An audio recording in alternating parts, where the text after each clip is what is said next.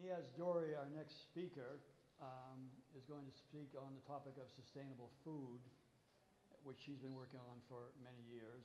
And she is now affiliated with NAMA, that I'm going to allow her to explain their mission and how they work and how they fit into this sustainable food puzzle.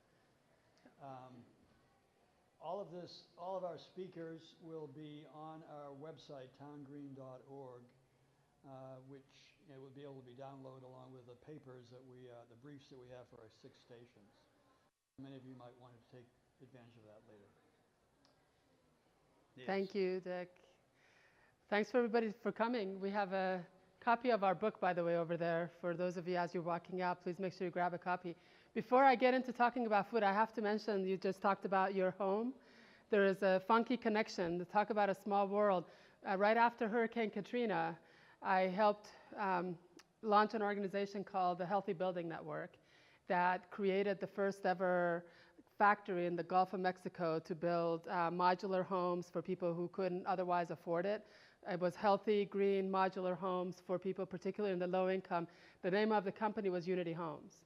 And fast forward to a couple of years ago, the people who you contacted us to buy the domain name from us, so that because the Unity Homes in the Gulf, we with what's his name, the actor, Jennifer's ex-husband, Brad Pitt. He built these houses. There was a couple other people who built other models, so our factory ended up being really not needed. So the website was sitting there, the domain site was sitting there, and the old director happened to live outside of Brattleboro, Vermont, which is where the new Unity Homes is actually headquartered. So it was kind of funny to hear you talk about Unity Homes, suddenly realizing, wow, I was there when they had to break ground for the factory. So that was cool. As Dick said, my name is Niaz. I'm the coordinating director for an organization based here in Gloucester called the Northwest Atlantic Marine Alliance. We work particularly with small and medium scale part of the fishing industry. And my own history of working with fisheries issues stems from when I worked for Greenpeace many moons ago.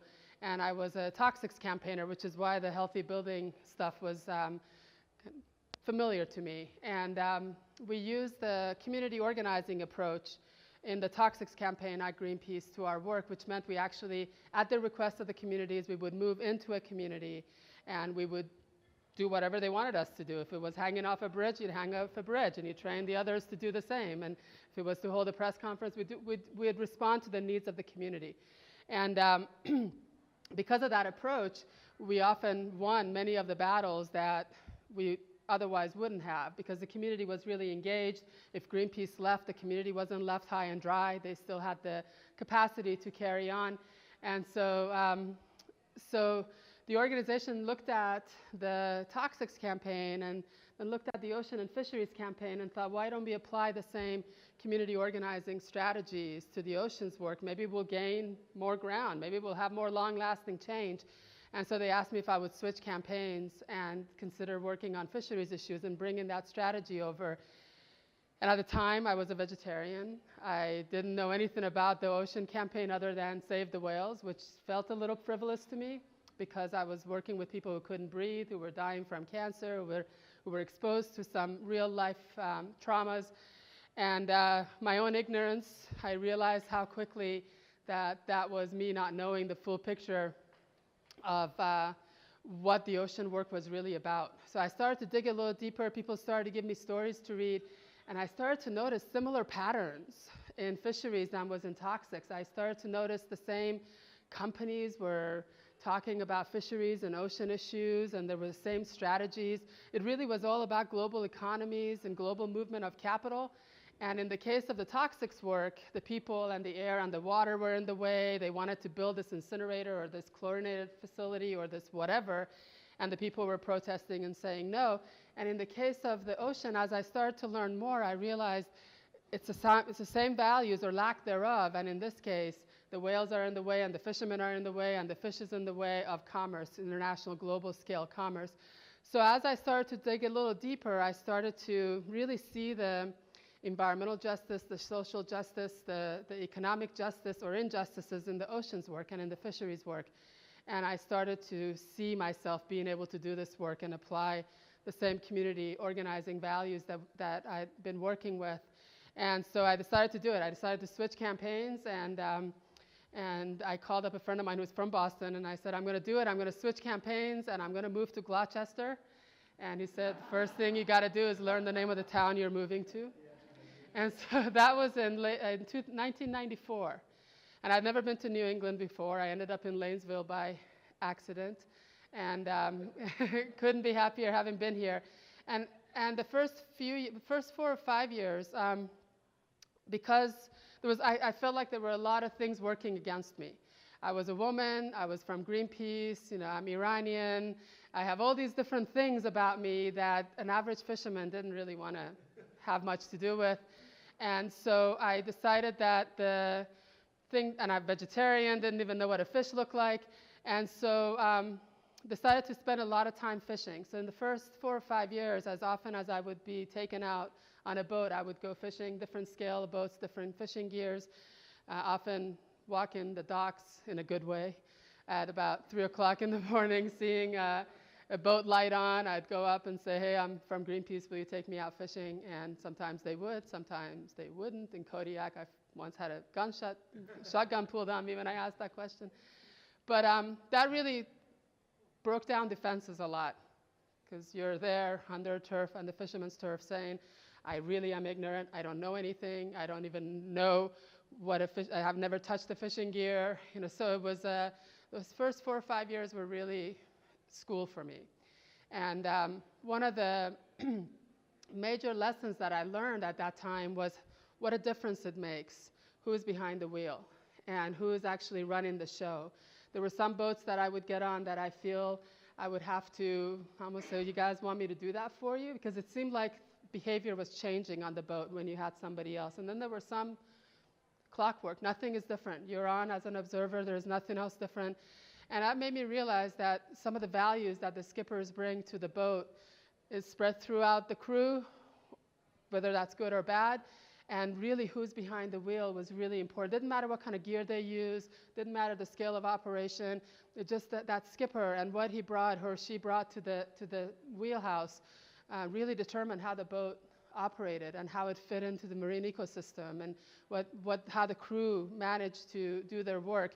And that was a really important lesson for me, because coming from the environmental community, you're taught these slogans. You're taught these things about all fishermen are this, and then the fishermen say all environmentalists are this, and we have all this really broad brush approaches to how we decide to define people. And we know that now in our society as well. We do that a lot. And I realized that there was actually a difference between people who fish and people who extract seafood. And we have to really honor the people who fish and the harmony that they try to create with their work and the ocean. And not that we're looking for perfection out of any of us, but when I started to realize that the difference between having people who fish and people who extract seafood on the water is the difference between factory farming and family farming. It's a difference between having a scale-appropriate food production system versus a monoculture approach to food production that's really just designed to feed the global economies of scale and not our communities first. And those really became important lessons for me. And I started to reflect back on some of the history of food production, land food production. And then I looked at the seafood production and realized, wow, we're killing these marine animals, and our rationale for it is that we got to feed people. Yet nowhere in the seafood system do we take lessons from farmland, from the land food system, to see what kind of markets work, what kind of economic formulas do you need to make sure farmers are getting paid a fair price while the people who actually need the food can eat it. None of those issues were being applied to the seafood world, and yet we kept talking about we need sustainable seafood, we need sustainable, well, what is our definition of sustainable seafood? What's our definition of sustainable food? It's not just about making sure the value, which is defined usually as $1, are you getting the most value out of your purchasing habits, or is there other values that we have to start applying? And nowhere else have we learned what those values are than the land food movement. We've really learned the value of family farms. We've learned the value of a diversified farm. We've learned the value of farmers getting paid a fair price really means that we're no longer eating off their backs. There's a lot of there that's transferable from the land food system to the seafood system. And so as an organization, we started to take those lessons and transfer them to the seafood system. We started in late 2007 with the first community-supported fisheries model, which is created in the image of community-supported agriculture. And the very first one we helped pilot was in Port Clyde, Maine, with the main objective of a fair price to the fishermen. Because what we were noticing at the time was that as fishermen, you could do everything you can to live within those limits. But when you're getting paid 10 cents a pound, 30 cents a pound, 25 cents a pound, whatever it is for your catch, regardless of what that catch is, and your cost of production is $3 a pound, $4 a pound, $5 a pound, who's making up that extra $3? Somebody's making it up. And the way they had to make it up, or they have to still, is by volume. So you're creating an industry that has to rely on volume to make ends meet, and even worse, volumes of predictable, unidentified food objects. You know, these are the things we want. They're the square white things, and or they're the, you know, square pink things of salmon, or whatever they happen to be. We have demanded that level of predictability from land and from the ocean, and we're not willing to pay the fair price for anybody who does anything different. And that has led to this both land food and seafood systems that are focused on monoculture, single species, high volume, low value operations that don't bring as much back to the land or the sea as they need to, and they're not even feeding the right people. Most of the people who live near coastal areas can no longer afford to eat their own catch. They can no longer afford to actually catch their own fish, because with that economic model comes the idea of consolidation of the industry, the idea of privatization of land, privatization of fishing rights. And so when you privatize fishing rights, the first people who lose are those community-based folks who no longer can afford to buy fishing rights or lease fishing rights. And to give you a little example where the privatization adds to the economics, I mentioned a couple of minutes ago about the fishermen's cost of production was about, actually when we did some back of envelope calculations in 2010, a few boats in Gloucester, try to figure out what the real cost of production was. And what we discovered across, this is people who were fishing for ground fish, cod, haddock, flounders and such, and those are the ones we always hear are in trouble.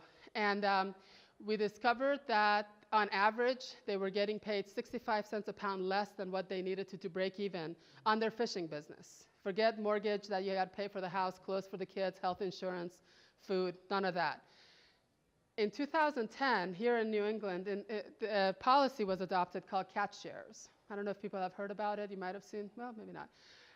It's a policy that's been in effect. It's actually, anybody familiar with the neoliberal approach to economics, which essentially has been privatization, consolidation. It's the same policies that ended up plaguing the financial system, and we know what happened with the crash in 2008. So those same policies have been applied to the ocean since the late 80s, to consolidate who owns the rights to fish, to consolidate who ends up controlling the fishing industry, privatize those rights, and put a price tag on them to the point where the rights to fish are going at prices that are higher than the fish itself. So after 2010, the cost of leasing the right to fish gets added to the bottom line of the ground fish fleet here. A couple of years ago, the policy people here in New England released some numbers after the first couple of years of figuring out how this privatization policy had panned out.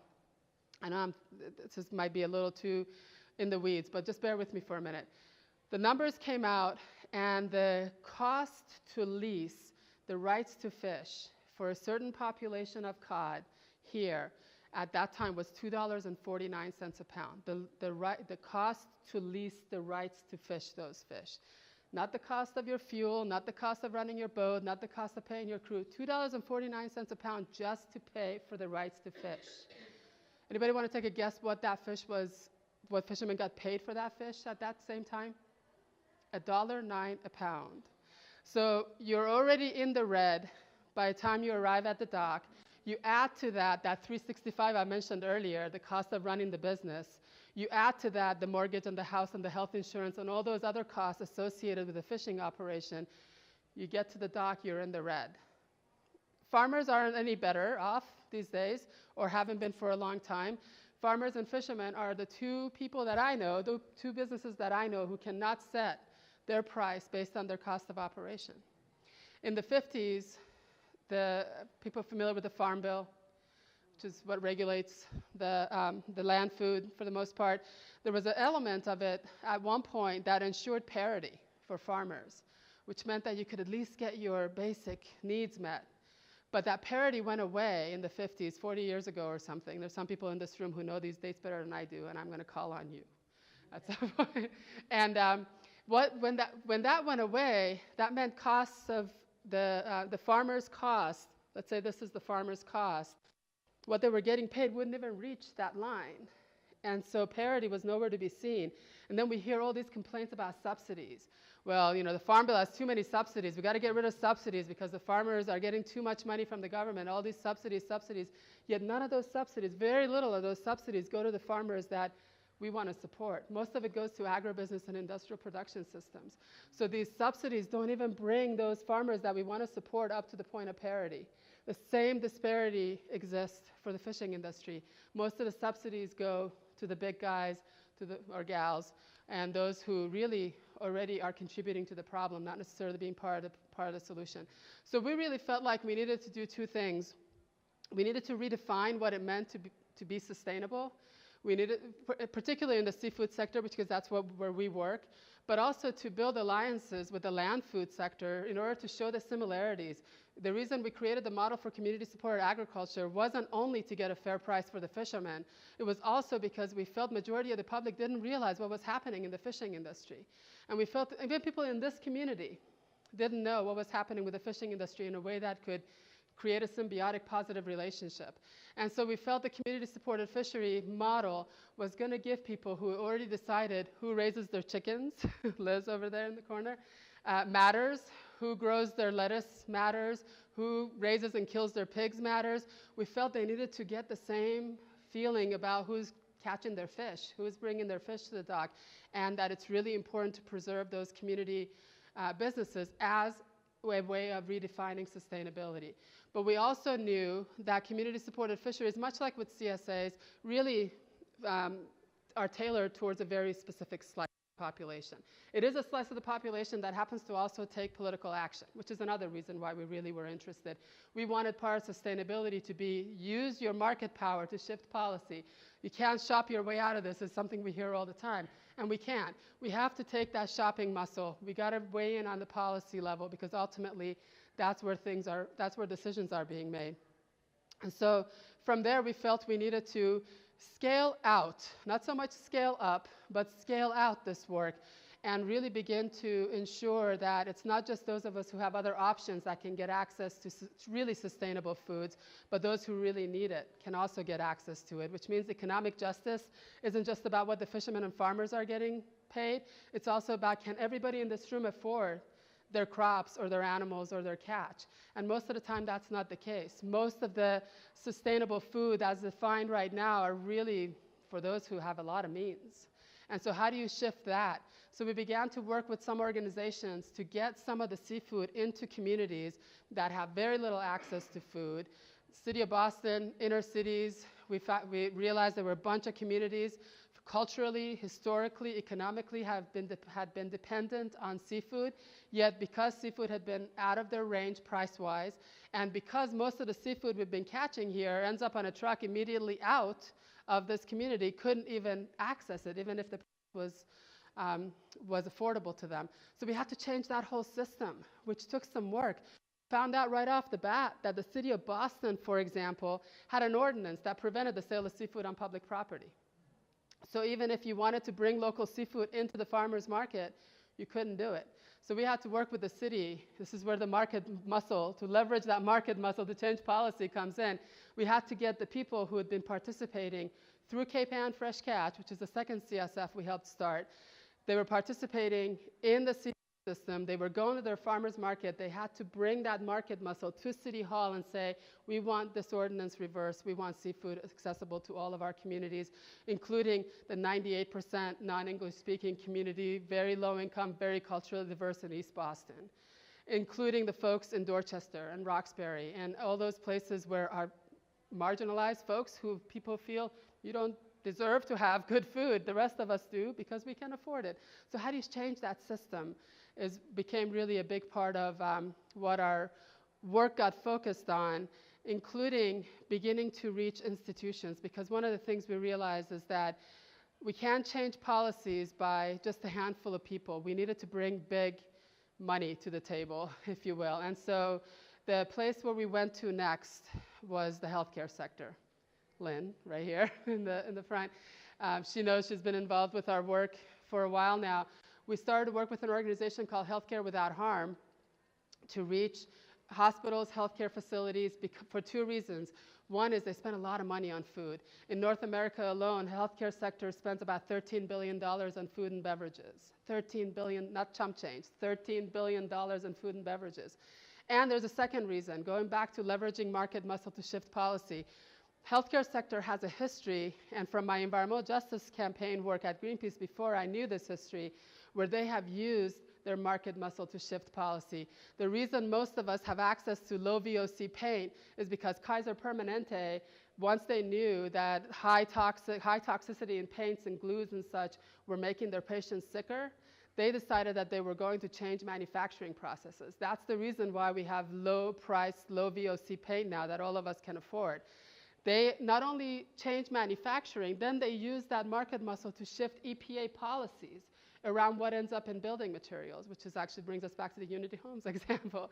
And so the healthcare sector became a big, important player in this, because once they decided that they would absorb not only land food that's considered sustainable in a whole different way, but also seafood.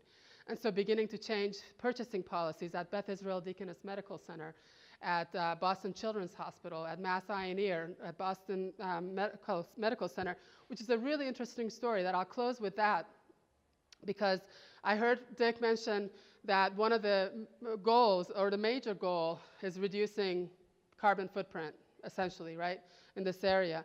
One of our early adopters of our changing how you define seafood sustainability in the healthcare sector was University of Vermont Medical Center. At the time, it was called help me out here, Fletcher Allen Healthcare. And so one of the things that they did is they said, you know, we thought we were buying sustainable seafood. We follow the red, yellow, green lists. We buy Marine Stewardship Council. But then as an organization, they were going through a restructuring of their values. And what they realized is that, wow, those standards actually don't match their values anymore. And one of those values was the carbon footprint issue. And so they realized that the Alaska pollock they were told was Marine Stewardship Council sustainable was being caught by factory fishing operations in the middle of the Bering Sea, no sense of how the workers are being treated, how the fishermen are getting paid, high volume monoculture approach to fishing, travels 15,000 miles before it gets to them, and those are considered all sustainable standards, by the way. And so they started to keep track. For the first year that they changed their seafood purchase, in fact, the first time I met Lynn was when a group of 30 some odd of you healthcare folks came on a field trip here to Gloucester, and Fletcher Allen left here with local shrimp and local redfish and started to try it and test them out in their hospital.